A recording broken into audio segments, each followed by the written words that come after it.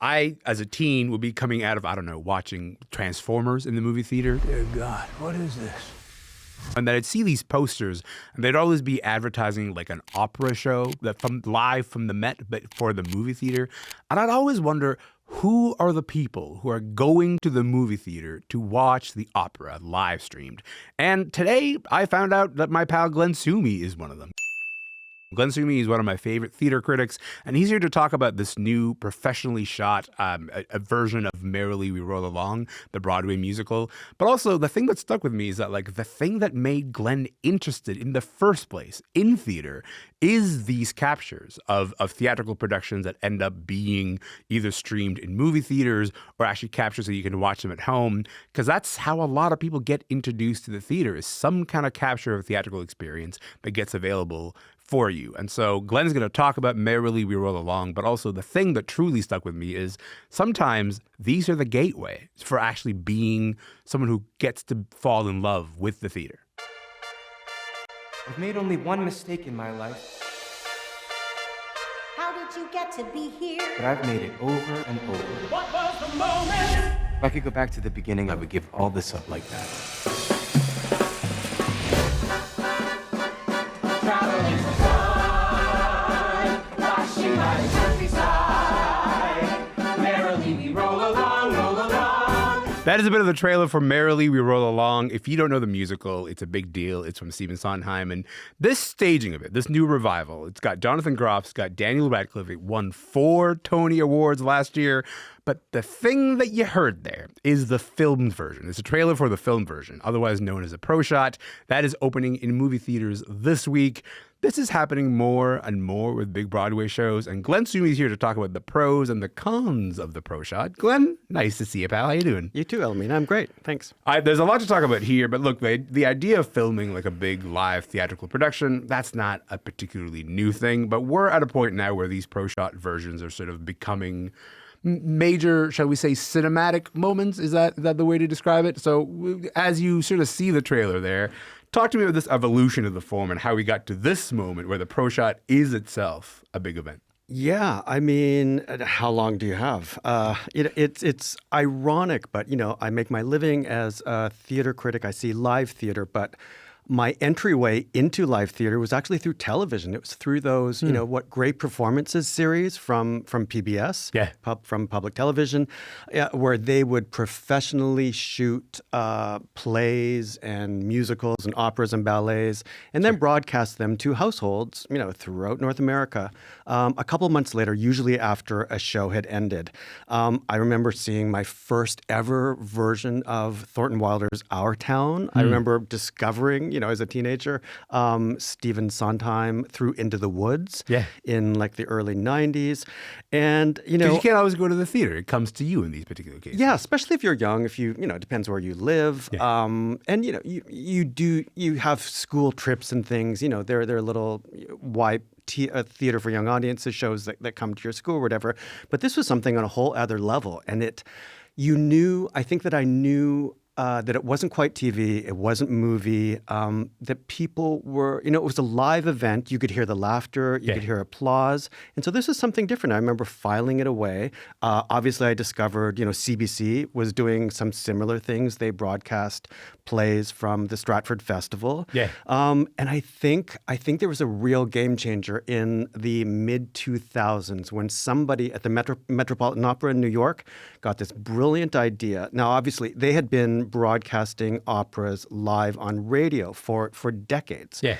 But somebody got the idea that, hey, you know what? If we video capture a live performance, maybe we can stream it live to movie theaters Directly to a cinema. Throughout the world, and people will pay. And they did. They even paid for repeat performances, even when they weren't live. And so I think that showed people that, hey, this can work.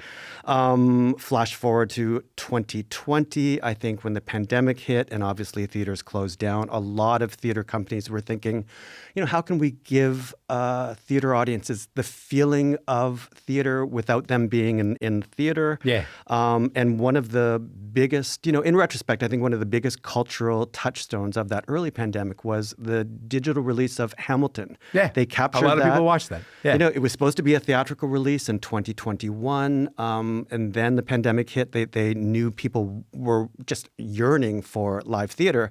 They released it on Disney Plus here in Canada in, I think, the summer of 2020, went bonkers. So, and I think it's really interesting. I also think it's interesting that just a couple of months ago, movie theaters released that same version, even though it had been playing on Disney Plus for years. They put it in released theaters that again. in theaters, Yeah. and people showed up. So there's a hunger for this. There's an appetite. Well, okay, there's the hunger for the pro shot is one thing, but our producer Amelia Ekbal, when she was sort of like pitching this in the room, she was also like talking about slime tutorials, and I got to tell you, like this doesn't happen very often to me, but this was one of those moments where I was like, I don't know what that is. Can you explain what a slime tutorial is, because you seem familiar with the format? These are like bootleg videotape captures of live performances. So From the seat. From the seat, yeah. And you know how you get that warning, please turn off cell phones or whatever. These people don't do that. I don't know how they film some of these things, but usually, there's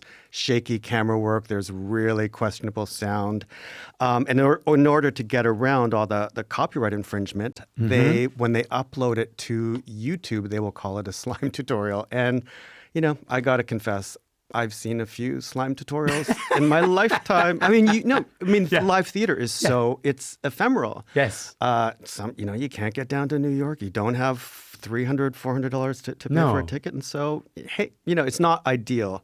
But I think I think these slime tutorials are one of the reasons why so many pro shots have proliferated. Because the slime tutorials themselves are so popular. They're popular and nobody profits from them. So with these pro shots, the cast, the crew, the creative team, they all get compensated in some way.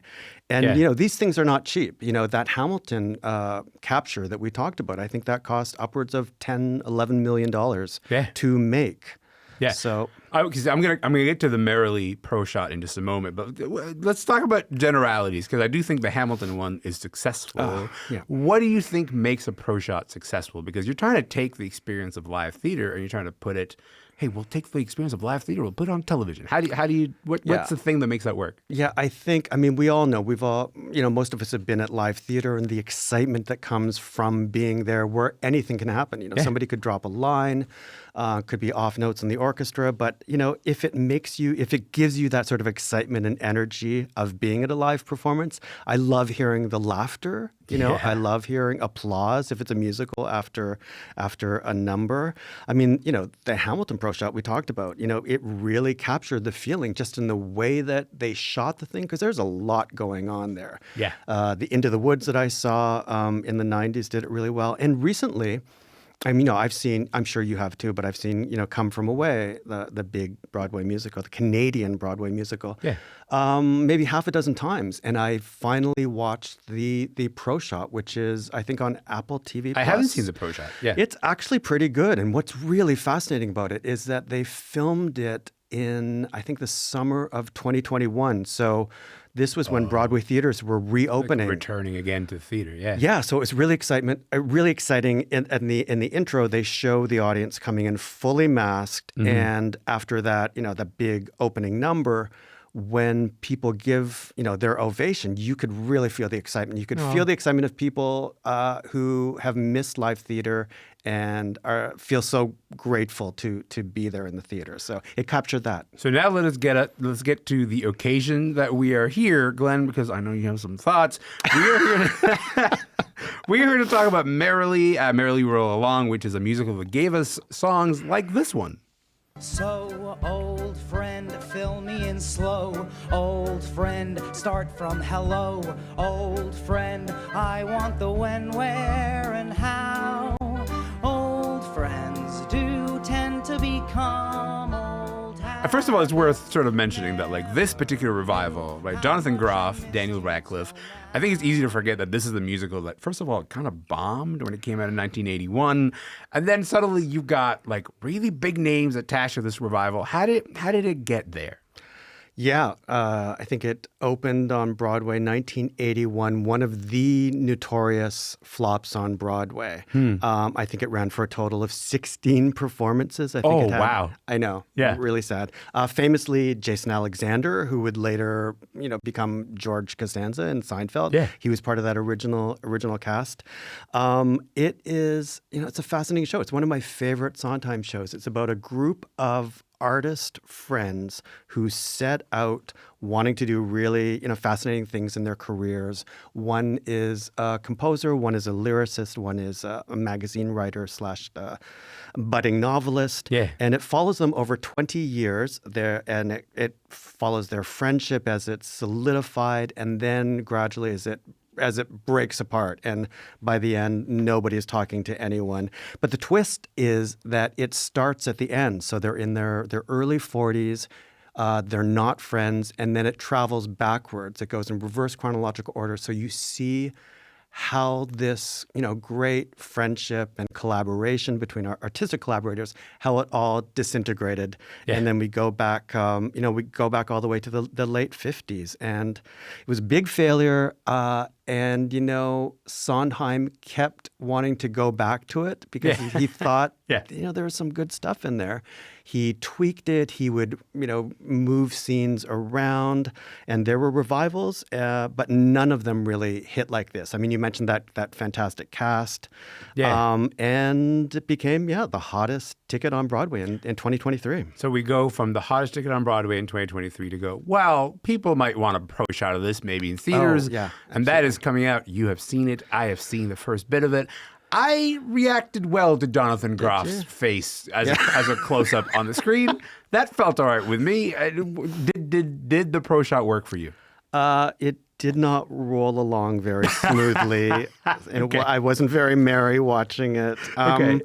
I think one of the main differences between theater and live captures like this is that in theater, you can look at the whole stage, right? Like, obviously a good director will guide your eyes so that your attention is up here with lighting and sound and everything. Yeah.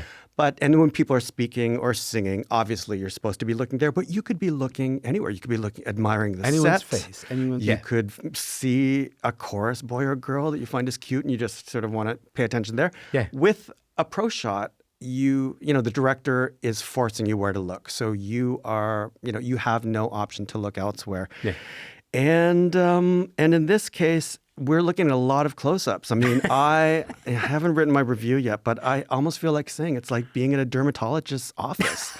You are studying the pores of Jonathan Groff and Daniel Radcliffe's They're really nice pores, faces. Glenn. Yeah. Okay. I also felt I was watching a soap opera at times. Like there's some weird sort of staging things where you'll see Jonathan Groff in the foreground and then some sort of shadowy thing there. That doesn't look like TV. It doesn't look like, definitely not like theater, and it's not like film either. So it's this weird sort of hybrid that I don't think will really satisfy anyone. I mean, like that's quite a journey. Like the idea that you love the show, you love the revival, Definitely. and then you see this pro shot, you're gonna go like, no, this lost a bit of the magic. Yeah. Yeah. Why do you think the magic was lost in this pro shot? Is it literally just in the sort of staying close to this? In the staging, I never really get a sense of, we're not kidding anyone. We are watching actors on a stage, and I never get a sense of that stage. I never get a sense of the set. And it's one thing to see a close up, but I want to see that close up in the context of what else is going on, how people are reacting, 3-4 feet away, and you're just stuck on their faces. And I saw it on a biggish screen at home. And I was overwhelmed by that. So I can't imagine what people in the theater are going to be thinking. I think there's going to be like laughter, not in a good way. Okay. Yeah, exactly. Glenn, I appreciate you being here. I appreciate your thoughts on the pro shot of Merrily We Roll Along. We should note that Merrily is being adapted into a movie. Yeah. That's being shot over 20 years. So it's going to be a little while before we see Paul Mescal and Beanie Feldstein. But that can't should wait. Yeah. So we'll meet back here in 20 2045. years? Got it. And Yes, then we'll we'll do discuss the film adaptation and go, how does that compare to the pro shot? Can't wait to have that conversation. Yeah, take care of your skin too. So. Glenn Sumi, you're the best. Thanks so much for being here, friend. Thank you. Yes, of course. Glenn Sumi is a freelance arts journalist and the publisher of the So Sumi newsletter. He was right here in our Toronto studio. That pro shot version of Merrily We Roll Along opens in movie theaters on Friday. My name is Elamin Abdelmahmoud. This show is called Commotion. Hey, we'll see you tomorrow.